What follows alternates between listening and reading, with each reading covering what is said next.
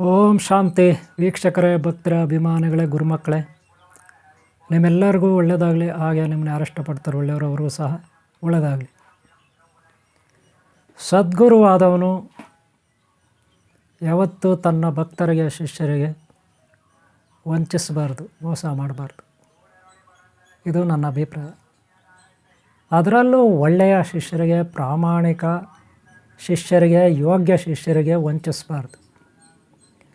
ಯಾವ ಶಿಷ್ಯನು, ಯಾವ ಭಕ್ತನು, ಯಾವ ಅಭಿಮಾನಿ ಲೋಕ ಕಲ್ಯಾಣಕ್ಕಾಗಿ ಏನನ್ನಾದರೂ ಮಾಡಬೇಕು ಅಥವಾ ಈ ಸೊಸೈಟಿಗೆ ಏನಾದರೂ ಕೊಡಬೇಕು ಅಂದ್ಕೊತಾನೋ ಅವನಿಗೆ ಗುರುವಾದವನು ಎಲ್ಲವನ್ನೂ ದಾರಿ ಎರಿಬೇಕು. ಒಳ್ಳೆಯದನ್ನು, ಬೆಲೆ ಬಾಳ್ತಕ್ಕಂಥ ಅಮೂಲ್ಯವಾದ ಜ್ಞಾನ, ಶಕ್ತಿ, ಸಿದ್ಧಿಗಳನ್ನು, ಐಶ್ವರ್ಯವನ್ನು ತನ್ನ ಶಿಷ್ಯರಿಗೆ, ಒಳ್ಳೆಯ ಯೋಗ್ಯ ಶಿಷ್ಯರಿಗೆ, ಅಭಿಮಾನಿಗಳಿಗೆ, ಗುರು ಮಕ್ಕಳಿಗೆ, ಹಾಗೆ ಮಕ್ಕಳಿಗೆ, ಬೇಕಾದವರಿಗೆ, ಎಲ್ಲರಿಗೂ ಒಟ್ಟಿನಲ್ಲಿ ಯೋಗ್ಯರಿಗೆ, ಸತ್ಪಾತ್ರರಿಗೆ ತನ್ನಲ್ಲಿರುವ ಎಲ್ಲ ಅಮೂಲ್ಯವಾದ ವಸ್ತು, ಆಸ್ತಿ, ಜ್ಞಾನವನ್ನು ಹಂಚಬೇಕು. ಇದು ಯೋಗ್ಯ ಗುರು, ಸದ್ಗುರು ಮಾಡಬೇಕಾದ ಮೊದಲನೇ ಕರ್ತವ್ಯ. ಹಾಗೆ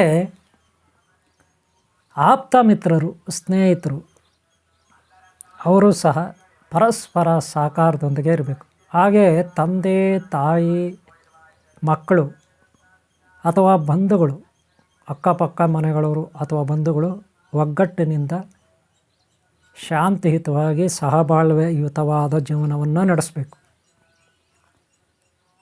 ಇದು ಸಮಾಜಕ್ಕೆ ಒಂದು ಕಳಶಪ್ರಾಯ ಆಗುತ್ತೆ, ಒಂದು ಒಳ್ಳೆಯ ಕಳಶಪ್ರಾಯ ಆಗುತ್ತೆ. ವ್ಯಕ್ತಿತ್ವ ವಿಕಸನ, ನಾಗರಿಕತೆ ಅದು ವಿಕಸನಗೊಳ್ಳುತ್ತೆ, ಅಭಿವೃದ್ಧಿ ಹೊಂದುತ್ತೆ, ಸಮಾಜದಲ್ಲಿ ಸುಧಾರಣೆ ಆಗುತ್ತೆ. ಅದು ಆಧ್ಯಾತ್ಮ ಇರಲಿ, ಸಾಮಾಜಿಕತೆಯಲ್ಲಿ ಆರ್ಥಿಕತೆ ಆಗಲಿ, ಯಾವುದೋ ಒಂದು ವ್ಯಾವಹಾರಿಕವಾಗಲಿ, ಒಟ್ಟಾರೆ ಯೋಗ್ಯತೆ ಯಾರಿಗಿದೆ ಅವರಿಗೆ ನಾವು ಸಹಕಾರ ನೀಡಬೇಕು. ಆಗ ಅವರು ಉದ್ಧಾರ ಆಗ್ತಾರೆ, ನಾವು ಉದ್ಧಾರ ಆಗ್ತೀವಿ, ಅಕ್ಕಪಕ್ಕದವರು ಉದ್ಧಾರ ಆಗ್ತಾರೆ, ಆ ಊರು ಗ್ರಾಮ ಉದ್ಧಾರ ಆಗುತ್ತೆ, ಆ ತಾಲೂಕು, ಜಿಲ್ಲೆ, ಹೋಬಳಿ, ಆ ರಾಜ್ಯ, ದೇಶ, ಈ ಭೂಮಿ ಮೇಲೆ ಎಲ್ಲರೂ ಉದ್ಧಾರ ಆಗ್ತಾರೆ ಅಲ್ವಾ. ಈ ವಿಚಾರ ಯಾಕೆ ಹೇಳ್ದೆ ಅಂದರೆ, ಅವರವರ ಜೀವನದಲ್ಲಿ ಅವ್ರದ್ದೇ ಆದ ಘಟನೆಗಳು ನಡೆಯುತ್ತೆ. ಪ್ರತಿಯೊಬ್ಬರದು ನಿಮ್ಮ ಜೀವನದಲ್ಲಿ ನಿಮ್ಮದೇ ಆದ ಎಷ್ಟೋ ಏಳು ಬೀಳುಗಳು, ಘಟನೆಗಳು, ಆವು ಏಣಿ ಆಟ ಅಂತೀವಲ್ಲ, ಹಾಗೆ ನಿಮ್ಮ ಜೀವನದಲ್ಲೂ ಸಾಕಷ್ಟು ಕಷ್ಟಗಳು, ಸಮಸ್ಯೆಗಳು, ದುಃಖಗಳು, ದುಮ್ಮಾನಗಳು, ಅವಮಾನ, ಅಪಮಾನ, ಅವಹೇಳನಗಳು, ಗೊಂದಲಗಳು ಇದೆಲ್ಲ ನಿಮ್ಮಲ್ಲಿ ಬಂದಿರುತ್ತೆ. ಹಾಗೆ ಅವರವ್ರ ಜೀವನದಲ್ಲಿ ಬರುತ್ತೆ. ಆದರೆ ಕಷ್ಟಗಳು ಅಂತ ಹೇಳ್ಕೊಂಡು ಎಷ್ಟೋ ಮಂದಿ ನನಗೆ ಕಾಲ್ ಮಾಡ್ತಾರೆ. ಸಮಸ್ಯೆ ನಾನಾ ವಿಧವಾದ ಸಮಸ್ಯೆಗಳು. ಕೆಲವರ ಆರೋಗ್ಯ ಸರಿಯಿಲ್ಲ, ನಮ್ಮ ತಾಯಿಗೆ ಆರೋಗ್ಯ ಸರಿಯಿಲ್ಲ, ನಿನ್ನೆ ತಾನೇ ಅವರು ಕಾಲ್ ಮಾಡಿದರು, ಆಗಾಗ ಕಾಲ್ ಮಾಡ್ತಾನೆ ಇರ್ತಾರೆ. ನಮ್ಮ ತಾಯಿಗೆ ಆರೋಗ್ಯ ಸರಿಯಿಲ್ಲ, ಅಲ್ಲಿ ತೋರಿಸಿದ್ವಿ, ಇಲ್ಲಿ ತೋರಿಸಿದ್ವಿ, ಕೇವಲ 45 ವರ್ಷ ವಯಸ್ಸು, ನಾವು ಬಡವರು, ಹಣ ಖರ್ಚು ಮಾಡೋಕ್ಕೆ ಹಾಸ್ಪಿಟ್ಲ್ಗಳಲ್ಲಿ ದುಡ್ಡಿಲ್ಲ, ನೀವೇನಾದರೂ ಮಾಡಿ ಪರಿಹಾರ ಹೇಳಿ, ಈ ರೀತಿ ಕಾಲ್ ಮಾಡ್ತಾರೆ. ಇದು ಒಂದನೇದು. ಎರಡನೇದು, ಮಕ್ಕಳಿಗೆ ಸರಿಯಾಗಿ ಅವರಿಗೆ ತಲೆಯಲ್ಲಿ ವಿದ್ಯಾಭ್ಯಾಸ ಹತ್ತತಾ ಇಲ್ಲ, ಅದಕ್ಕೇನಾದರೂ ಪರಿಹಾರ ಕೊಡಿ, ಎರಡನೇದು.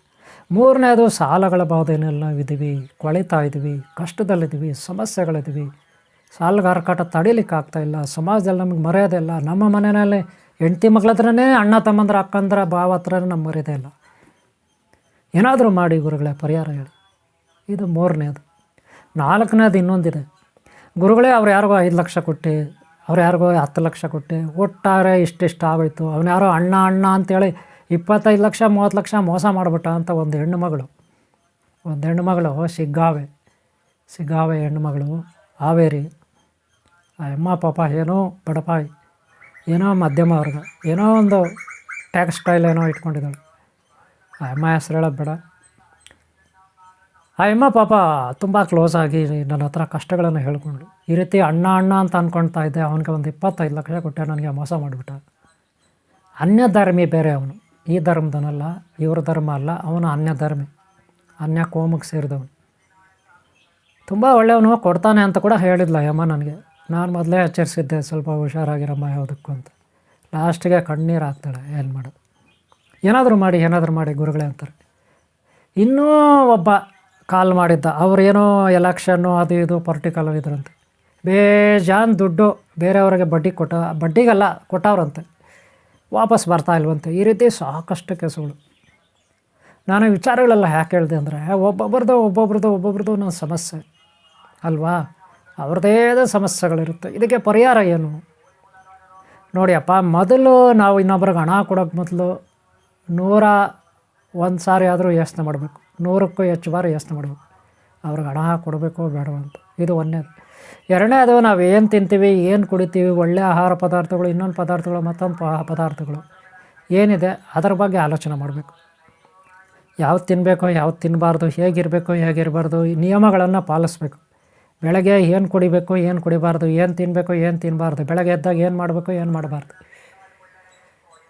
ಮತ್ತು ಸಂಜೆ ಹೇಗಿರಬೇಕು, ಹೇಗಿರಬಾರ್ದು, ಈ ರೀತಿ ಎಲ್ಲ ಮಾಡಿದಾಗ ಬೆಳಗ್ಗೆ ಒಂದು ಒಳ್ಳೆಯ ವಾತಾವರಣವನ್ನು ನಾವು ನಿರ್ಮಾಣ ಮಾಡಿಕೊಂಡಾಗ ಸಂಜೆವರೆಗೂ ನಮಗೊಂದು ಒಳ್ಳೆಯ ವಾತಾವರಣ ಇರುತ್ತೆ. ಅಂದರೆ ಬೆಳಗ್ಗೆ ಪ್ರಶಾಂತವಾಗಿರಬೇಕು. ಯಾರ ಮೇಲೆ ಗೊಂದಲದಲ್ಲಿ ನಾವು ರೇಗಾಡೋದು, ಕಿರ್ಚಾಡೋದು ಅದು ಇದು ಮಾಡಬಾರ್ದು. ಇದು ಒಂದು.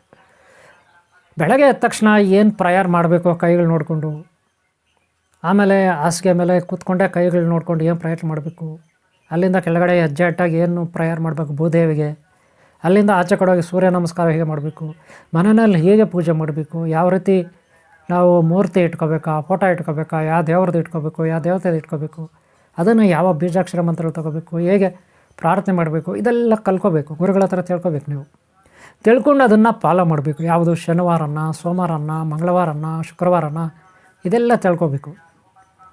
ಹೀಗೆ ತಿಳ್ಕೊಂಡು ನೀವು ಆರಾಧಿಸಿದಾಗ ನಿಮ್ಮಲ್ಲಿ ಬೆಳಗ್ಗೆ ಎದ್ದ ತಕ್ಷಣ ಒಂದು ಎನರ್ಜಿ, ನಿಮ್ಮಲ್ಲಿ ಒಂದು ಒಳ್ಳೆಯ ಮನಸ್ಸು, ಒಳ್ಳೆಯ ಭಾವನೆಗಳು, ಒಳ್ಳೆಯ ಆನಂದ, ಸಂತೋಷ ಇರುತ್ತೆ. ಅದೇ ಸಂಜೆವರೆಗೂ ರೊಟೇಟ್ ಆಗುತ್ತೆ. ಮತ್ತು ಸಂಜೆ ಇನ್ನೊಂದು ಟೈಮ್ ಕೂತ್ಕೊಂಡು ಅದೇ ಥರ ನೀವೇನೋ ಒಂದು ಧ್ಯಾನ, ಜಪ, ದಪ ಮಾಡಿದ್ರೆ ಅಂತೀರಿ. ಆಮೇಲೆ ರಾತ್ರಿ ಎಲ್ಲ ಅದೇ ಇರುತ್ತೆ. ಮಲಗುವಾಗ ಬೇರೆ ಒಂದು 5 ನಿಮಿಷ, ಬೆಳಗ್ಗೆವರೆಗೂ ಅದೇ ಇರುತ್ತೆ ಅಲ್ವಾ. ಹಾಗೆ ಶನಿವಾರ ಯಾವ ದೇವಸ್ಥಾನಕ್ಕೆ ಹೋಗಬೇಕು, ಸೋಮವಾರ ಯಾವ ದೇವಸ್ಥಾನಕ್ಕೆ ಹೋಗಬೇಕು. ಫಾರ್ ಎಕ್ಸಾಂಪಲ್ ಸೋಮವಾರ ಸೋಮೇಶ್ವರ, ಚಂದ್ರಶೇಖರ ದೇವಸ್ಥಾನ, ಈಶ್ವರನ ದೇವಸ್ಥಾನ. ಮಂಗಳವಾರ ಹನುಮಂತ, ಚಾಮುಂಡೇಶ್ವರ ದೇವಸ್ಥಾನ. ಹಾಗೆ ಬುಧವಾರ ನಾಗದೇವತೆ ಅಂದರೆ ನಾಗರಕಟ್ಟೆ, ಅಶ್ವತ್ಥಕಟ್ಟೆ, ಗಣಪತಿ ದೇವಸ್ಥಾನ ಬುಧವಾರ. ಹಾಗೆ ಗುರುವಾರ ಎಲ್ಲ ಹೇಳೋಷ್ಟೇ ಅಲ್ಲ, ಬ್ರಹ್ಮ ಸರಸ್ವತಿ ದೇವಸ್ಥಾನ ನಿಮ್ಗೆ ಸಿಗಲ್ಲ. ಸಿಕ್ಕಿದ್ರೆ ನಿಮ್ಮ ಲಕ್. ಅಥವಾ ತಾರಾಮತ ಗುರುದೇವ್, ನವಗ್ರಹಗಳು, ಗುರುದೇವ. ಹಾಗೆ ಸೂರ್ಯ ಭಗವಾನ ಭಾನುವಾರ ಸೂರ್ಯ ಭಗವಾನ. ಆಮೇಲೆ ಶನೇಶ್ವರ ದೇವಸ್ಥಾನ, ಹನುಮಂತು, ವೆಂಕಟೇಶ್ವರ ಸ್ವಾಮಿ. ಹಾಗೆ ಜಯಂತಿ ಮಾತಾ ಶುಕ್ರವಾರ ಅಷ್ಟೈಶ್ವರ್ಯ ಮಾತೆ ಲಕ್ಷ್ಮಿ. ಆಯಾ ದೇವಸ್ಥಾನಗಳು, ನವಗ್ರಹಗಳು, ಇದು ನೀವು ನಾಗರಕಟ್ಟೆ ಇದು ಮಾಡಬೇಕು. ಹೀಗೆ ಮಾಡಿದ್ರೆ ನಿಮ್ಮಲ್ಲಿ ಒಂದು ಮನಃಶಾಂತಿ, ಒಂದು ತೃಪ್ತಿ, ನಿಮಗೆ ಅದು ಒಂದು ಸಂತೋಷ, ಆನಂದ ಇರುತ್ತೆ ಅಲ್ವಾ. ಇದರಿಂದ ನೀವೇನು ಬೇಕಾದ್ರೂ ನೆಕ್ಸ್ಟ್ ಪಡಿಬೋದು. ಯಾಕಂದರೆ ನಿಮ್ಮಲ್ಲಿರೋ ಭಾವನೆಗಳ ಆಧಾರದ ಮೇಲೆ ಈ ಸೃಷ್ಟಿನಲ್ಲಿ ಗ್ರಹ, ನಕ್ಷತ್ರ, ತಾರೆಗಳು, ಗಿಡ, ಮರ, ಬಳ್ಳಿ, ಕೋಳಿ, ಕೊಕ್ಕ, ಕುರಿ, ನಾಯಿ, ಹಂದಿ, ದನಗಳು, ಪ್ರತಿಯೊಂದು ಪ್ರಾಣಿಗಳು, ಜೀವಿಗಳು, ಶಕ್ತಿಗಳು ಎಲ್ಲವೂ ನಿಮಗೆ ಸಪೋರ್ಟ್ ಮಾಡುತ್ತೆ, ಆಶೀರ್ವಾದ ಮಾಡುತ್ತೆ, ನಿಮಗೆ ಸಹಕಾರ ನೀಡುತ್ತೆ. ಆಗ ನಿಮಗೆ ಯಾವುದೇ ಗ್ರಹಗತಿ ಕೆಟ್ಟಿದೆ ಅಂತ ಹೇಳೋಕ್ಕೆ ಬರೋದಿಲ್ಲ. ಅದು ಕೆಟ್ಟಿದ್ರೆ ಕೂಡ ಸರಿ ಹೋಗುತ್ತೆ. ನಿಮ್ಮ ಮೇಲೆ ಅವರ ಆಶೀರ್ವಾದ ಇರುತ್ತೆ. ನಕ್ಷತ್ರಗಳು, ಗ್ರಹಗಳು, ಆ ದೇವತೆಗಳ ಆಶೀರ್ವಾದ ನಿಮಗಿರುತ್ತೆ. ಈಗ ಸೋಮೇಶ್ವರ ಯಾರು? ಚಂದ್ರದೇವ, ರೋಹಿಣಿ ಮಾತಾ, ಚಂದ್ರ ಭಗವಾನ್, ಈಶ್ವರ ಅಂತ ನಾವು ಕರಿತೀವಿ ಜೊತೆಯಲ್ಲಿ. ಸೋಮವಾರ ಆ ಗ್ರಹ ನಿಮಗೆ ಒಲಿಯುತ್ತೆ, ಚಂದ್ರಗ್ರಹ. ಇದರಿಂದ ನಿಮಗೆ ಮಾನಸಿಕ ಗೊಂದಲಗಳಿರಲ್ಲ, ಅಸ್ಥಿರತೆ ಇರಲ್ಲ, ಸ್ಥಿರತೆ ಇರುತ್ತೆ. ನಿಮ್ಗೆ ಒಳ್ಳೆಯ ಆರೋಗ್ಯ ಬಗ್ಗೆ ಇರುತ್ತೆ. ನೀವು ಬೆಳೀತಕ್ಕಂಥ ಬೆಳೆಗಳು, ಫಲಗಳು ಒಳ್ಳೆಯ ಫಲ ಕೊಡುತ್ತೆ. ರೋಗ ಇಲ್ಲದೆ ತರಕಾರಿಗಳು, ಹಣ್ಣು ಹಂಪಲು, ಗಡ್ಡೆ ಗೆಣಸುಗಳು ಬರುತ್ತೆ. ಇದು ಭಗವಾನನ ಆಶೀರ್ವಾದ ಬೇಕು. ಹಾಗೆ ಭಾನುವಾರ ಸೂರ್ಯ ಭಗವಾನ, ಕಾಳು ಕಡಿ, ದವಸ ಧಾನ್ಯ, ಗೋಧಿ, ಅವರೆಕಾಳು, ಬೇಳೆಕಾಳು ಇತ್ಯಾದಿ ಕಾಳುಗಳು, ತೊಗರಿಬೇಳೆ ಇವೆಲ್ಲ ಎಲ್ಲಿಂದ ಬರುತ್ತೆ? ಸೂರ್ಯ ಭಗವಾನ ಆಶೀರ್ವಾದ ಬೇಕು. ಇಲ್ಲದಿದ್ದರೆ ಬರೋದಿಲ್ಲ. ಅದಕ್ಕೆ ನಾವು ಆರಾಧಿಸ್ಬೇಕು. ಡೈಲಿ ಬೆಳಗ್ಗೆ ಸಂಜೆ ಸೂರ್ಯ ನಮಸ್ಕಾರ ಪ್ರಾರ್ಥನೆ ಮಾಡಬೇಕು ಅಲ್ವಾ. ಇದೆಲ್ಲ ಗುರುಗಳ ಹತ್ರ ಹೇಳಿಸ್ಕೋಬೇಕು. ಇನ್ನು ನೀವು ಬುಧವಾರ ಗಣಪತಿ ಆಶೀರ್ವಾದ ಇದ್ದರೆ ಏನು ತಾನೇ ಸಿಗಲ್ಲ ನೀವು ಹೇಳಿ. ಕಷ್ಟಗಳ ನಿವಾರಕ ಯಾರು? ಗಣಪತಿ. ಗಣಾಧಿಪತಿ ಯಾರು? ಗಣಪತಿ. ದೇವತೆಗಳೇ ಆತನನ್ನು ಆರಾಧಿಸ್ತಾರಲ್ವ. ಎಲ್ಲ ದೇವತೆಗಳಿಗಿಂತ ಮೊದಲು ನಾವು ಪೂಜೆ ಮಾಡೋದೇ ಆತನಿಗಲ್ವ. ಇನ್ನು ಬುಧದೇವ, ಆ ಬುಧದೇವ ಯಾರು? ಗ್ರಹ. ಮರ್ಕುರಿ ಪಾದರಸದ ಥರ ಒಳ್ಳೆ ಬುದ್ಧಿ, ಒಳ್ಳೆ ಜ್ಞಾನ, ಸುಖಭೋಗಗಳಿಗೆ ಒಳ್ಳೆ ಶಕ್ತಿ ಕೊಡ್ತಾನೆ. ಸಂತಾನಾಭಿವೃದ್ಧಿ ಇದೆಲ್ಲ ಆಗುತ್ತೆ. ಅದಕ್ಕೆ ನಾಗರಕಟ್ಟೆ ಸುತ್ತಬೇಕಂತ ಹೇಳಿದ್ದು. ನಾಗ ದೇವತೆಗಳಿಗೂ ಅದೇ ದಿನ. ಇದರಿಂದ ಒಳ್ಳೆಯದಾಗುತ್ತೆ. ಇನ್ನು ಗುರುವಾರ, ತಾರಾಮತ ಗುರುದೇವು. ಗುರುವು ಯಾರು? ಗುರುವಿದ್ದರೆ ನಮ್ಮ ಅಂಧಕಾರ ಅಜ್ಞಾನಗಳು ನಾಶ ಆಗುತ್ತೆ. ಜೀವನದಲ್ಲಿ ನಮ್ಮ ಜೀವನದಲ್ಲಿರೋ ಕತ್ತಲು ನಾಶ ಆಗುತ್ತೆ ಅಲ್ವಾ? ಯೋಚನೆ ಮಾಡಿ ನೋಡಿ. ಅಂಧಕಾರ ಅಜ್ಞಾನಗಳು, ಕತ್ತಲು ಇದೆಲ್ಲ ನಾಶ ಆಗಲ್ವ? ಆಗುತ್ತೆ. ಬುಧದೇವನು ಗ್ರಹ ಗತಿ ನಮಗೆ ಸರಿ ಇರಬೇಕಲ್ವ? ಇಲ್ಲಾಂದ್ರೆ ಹೆಂಗೆ? ಹಾಗೆ ಆ ನಾಗದೇವತೆಗಳ ಆಶೀರ್ವಾದ ಬೇಕಲ್ಲ, ಇಲ್ಲಾಂದರೆ ನಿಧಿ ಐಶ್ವರ್ಯ ಎಲ್ಲಿಂದ ಸಿಗುತ್ತೆ? ನಮ್ಮ ಜೀವನದಲ್ಲಿ ಅಮೃತ ಬೇಕಲ್ವ? ನಮ್ಗೆ ಆರೋಗ್ಯ ಬಗ್ಗೆ ಬೇಕಲ್ವ? ಇನ್ನು ತಾರಾಮತ ಗುರುವಾರ. ತಾರಾಮತ ಗುರುದೇವರು ಬೃಹಸ್ಪತಿ, ದೇವತೆಗಳಿಗೆ ಗುರು. ಆ ತಾರಾಮತೆ, ತಾರ ಅಂದರೆ ನಕ್ಷತ್ರ, ಇನ್ನೇನೂ ಅಲ್ಲ. ನಿಮ್ಗೆ ಅದೃಷ್ಟ ನಕ್ಷತ್ರ ಅಂತೀವಲ್ಲ ಹಾಗೆ. ಅವ್ರ ಆಶೀರ್ವಾದ ಸಿಕ್ಕರೆ ಇನ್ನೇನಿದೆ? ಸ್ಟಾರ್ ಅಂತಿರಲ್ಲ, ಒಳ್ಳೆ ಸ್ಟಾರ್ ಅಂತಿರಲ್ಲ, ಲಕ್ ಅಂತಿರಲ್ಲ ಹಾಗೆ ಅಲ್ವಾ? ಸರಸ್ವತಿ, ತಾರಾಮತ ಗುರುದೇವು, ಆ ಗುರುವಾರ. ಗುರುವೇ ದೊಡ್ಡವನಲ್ವ? ಆ ಸ್ಥಾನ ದೊಡ್ಡದಲ್ವ? ಅದಕ್ಕೆ ಮರ್ಯಾದೆ ಕೊಡಬೇಕಲ್ವ? ಅವ್ರ ಆಶೀರ್ವಾದ ಇದ್ದರೆ ನಮ್ಮ ಅಂಧಕಾರ ಅಜ್ಞಾನಗಳು ನಾಶ ಆಗುತ್ತೆ. ಆವಾಗ ಜ್ಞಾನ ಬರುತ್ತೆ. ಜ್ಞಾನದಿಂದ ನಾವು ಏನು ಬೇಕಾದ್ರೂ ಮಾಡ್ತೀವಿ ಅಲ್ವಾ? ಪಡಿತೀವಿ ಅಲ್ವಾ? ನಮ್ಮ ಮಾತು ಎಲ್ಲರೂ ಕೇಳ್ತಾರೆ, ಎಲ್ಲವೂ ಕೇಳುತ್ತೆ ಅಲ್ವಾ? ಹಾಗೆ ಶುಕ್ರವಾರ ಅದೃಷ್ಟ ಬರುತ್ತೆ ಅವಾಗಲೂ. ಯಾವುದು? ಶುಕ್ರದೇವನಿಂದ. ಜಯಂತಿ ಮಾತಾ ಶುಕ್ರದೇವ್. ಹಾಗೆ ಅಷ್ಟೈಶ್ವರ್ಯ ಮಾತೆ, ಮಹಾಲಕ್ಷ್ಮಿ ಶುಕ್ರವಾರದ ಇಷ್ಟ ದೇವತೆಗಳು ಅಲ್ವಾ? ಅವ್ರ ಆಶೀರ್ವಾದ ನಮ್ಗೆ ಸಿಗಲ್ವಾ? ಒಳ್ಳೆಯದಾಗಲ್ವಾ? ಇದೆಲ್ಲ ನಾವು ಸಿಂಪಲಾಗಿ ಫಾಲೋ ಮಾಡ್ತಕ್ಕಂಥದ್ದು. ಆಯಾ ದಿನಗಳಲ್ಲಿ ಅವ್ರನ್ನ ಆರಾಧಿಸ್ಬೇಕು. ಇನ್ನು ಶನೇಶ್ವರ.